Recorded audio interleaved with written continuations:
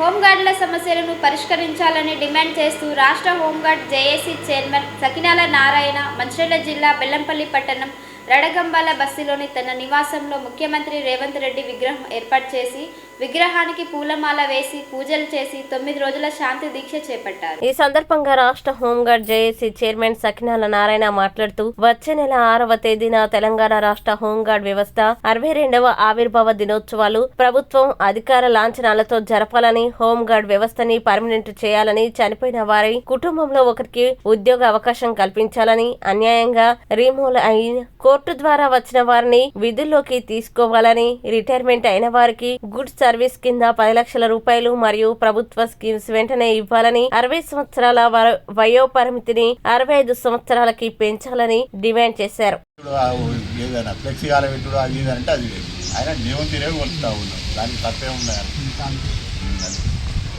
వారే అన్నారన్న నేను ఎక్కడ పర్మిషన్ పెట్టినా కానీ చెప్పలేదు మా పోలీస్ శాఖ గారు.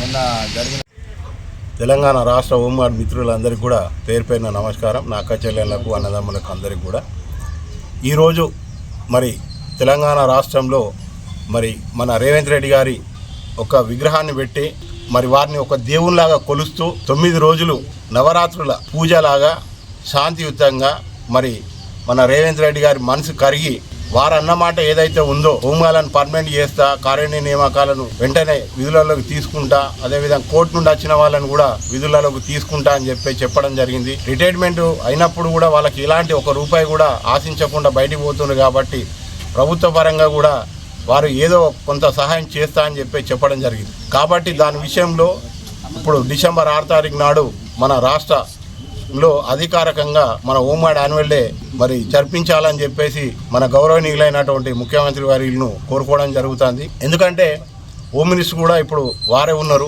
మరి హోంగార్డ్ సమస్యలు చాలా వరకు మన రేవంత్ రెడ్డి గారికి తెలుసు.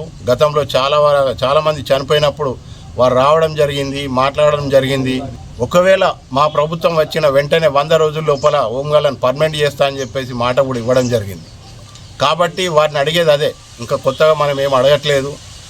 మరి మన హోంగార్డులు 16,000 హోంగార్డులను పర్మనెంట్ చేస్తే ఇట్లా మన రాష్ట్ర ప్రభుత్వం మీద భారం పడుతుంది అని చెప్పేసి ఆలోచన ఇట్లా ఉంటే అలాంటి ఆలోచన పక్కకు పెట్టేసి మరి ఇప్పుడున్నటువంటి పేమెంట్ ఏదైతే ఉందో ఆ పేమెంట్ తోటే పర్మనెంట్ చేసే అటువంటి అవకాశాలు ఉన్నాయి.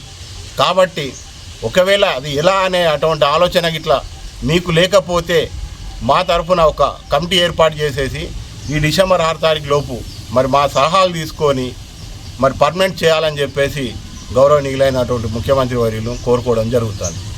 అదేవిధంగా కార్యాలయ నియామకాలు డిసెంబర్ 6వ తారీఖు నాడు అధికారికంగా తమ చేతుల మీదుగా మరి చనిపోయిన కుటుంబాలకు ఉద్యోగాలు ఇస్తే ఇంకా మరి కోరుకుంటామని చెప్పేసి మీ అందరినీ అంటే మా ఇళ్లలో ప్రతి ఒక్క ఇంట్లో మీ విగ్రహాన్ని పెట్టుకొని పూజించుకుంటామని చెప్పేసి మా జేఏసీ తరఫున కోరుకుంటూ సెలవు తీసుకుంటాం.